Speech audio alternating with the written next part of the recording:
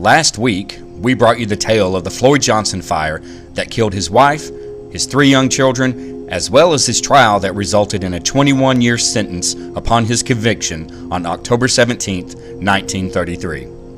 His attorney vowed to appeal the verdict after the prosecution unveiled a last-minute surprise witness. Further details about Johnson, who told the same story each time he was questioned in the case, were hard to find. Fortunately, due to excellent record-keeping by the LaFollette Historical Society, I was finally able to find more about Mr. Johnson and his appeal.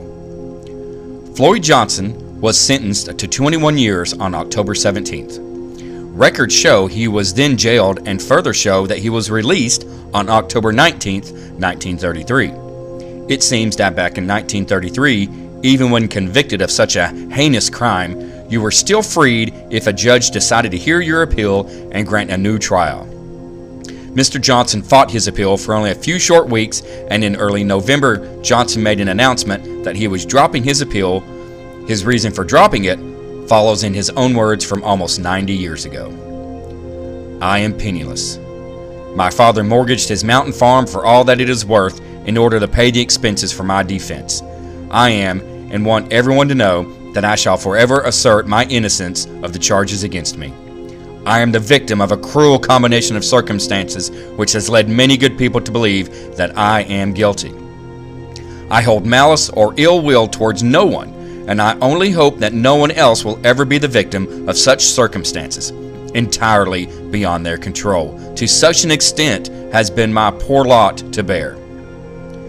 It may sound foolish to those convinced of my guilt for me to say this, but I loved my wife and children better than I loved my own. All my efforts, both good and bad, were to make life easier and better for them. At the time of the fire, had I been in possession of all of my full faculties, I would willingly have risked my life to save them. Even now, as I look back over the situation and reenact in my mind that horrible scene, I cannot help but realize I did act unwisely in the matter. Whether you believe me or not, what I did do was the result of extreme excitement, and after having been almost smothered with smoke. I do not blame the jury or my dead wife's relatives for what they did in this case. Had I been in their place under these circumstances, I probably would have felt as they did. During my trial, I was forced to sit helplessly by. At times, I could hardly restrain myself. The thought of having to go through this again or maybe several times was more than I could bear.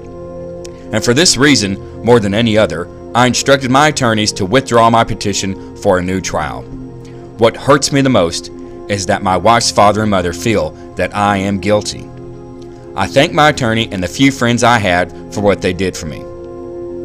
With that, Johnson rolled and lit a cigarette, his last one as a free man, and walked in the courthouse to surrender himself. Johnson spent some number of those following 21 years at Brushy Mountain State Prison.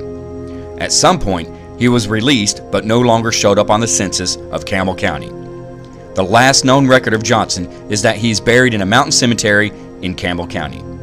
He died in 1956, which would have only been 2 years after his full sentence ended. Now, whether Johnson was an evil man, a stone-cold killer, an extremely skilled liar, or he was truly as innocent as he maintained, we will never know. Honestly, many questions remain. There were many witnesses interviewed that day, and many gave conflicting reports about even small details. One claimed he was able to look in the window of the house during the fire. Others said the house was completely unapproachable due to the ferocity of the inferno. Anderson didn't come forward until late in the proceedings. He was never mentioned by Floyd Johnson or any other witness as having been there. Why would he feel he'd be implicated in the crime? Any evidence that there was a crime was very flimsy, if non-existent, until the bombshell testimony of Anderson. Why did Johnson feel he had enemies, and who exactly were they? Was it a jealous husband, father, brother, or one of the women he supposedly had affairs with? It's been over 80 years since the conviction, so those details are doubtless lost to the world. And that is how history records it. This has been Alan Miller for the Volunteer Time series, Lawless LaFollette.